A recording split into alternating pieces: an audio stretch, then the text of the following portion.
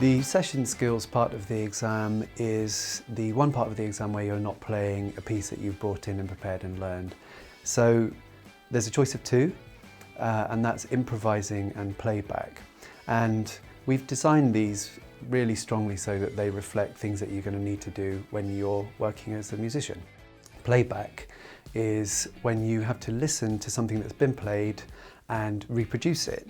And there are several musical phrases for you to do that to, and you're also given a notation chart so that you can read that too if that's your style as well.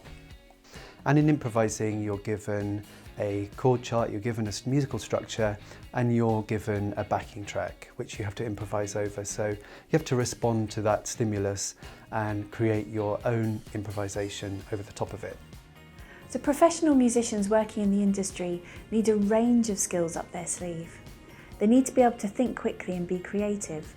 And one of those skills is around improvising, being able to ad-lib, being able to play a solo, being able to play over changes that they haven't heard before. They also have to be ready when faced with music that they've never seen. They might need to be able to sight read it, or they might be able to hear something and play it back really accurately.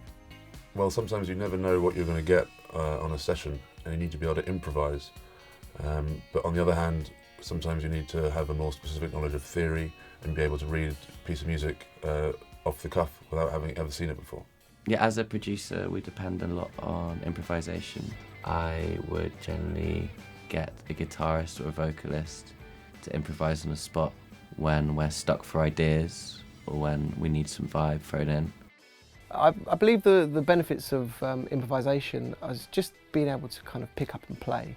And I think the Trinity Rock and Pop New Syllabus, they've given quite a realistic kind of chord progressions in quite a few kind of genres and styles. And I feel that, you know, whether you're playing that as part of a band or you're playing that, you know, just jamming with friends, it's really kind of helpful to kind of know which scales to, you know, put to which chord progressions and kind of just learn to kind of adapt your playing. I like the session skill books because they offer so many different scenarios, genres of music, how to play, how to use the techniques, using rudiments, using sight reading, learning time signatures, everything down to the rich backing tracks that are provided. It really gives you freedom around the drum kit, and you can show your passion for drums as a drummer. And I like the fact that you learn loads of new skills as you go up the grade scale. And also it's on the spot as well, like you know a rough of like the genre, but it's not what exactly it's going to be doing. So it kind of shows you in real life what could happen as a session musician. It helps to improve my playing because when I'm playing with my band in public, like at the end of the song they can put down like a chord pattern and then I can solo over it in like different scales that I've learnt.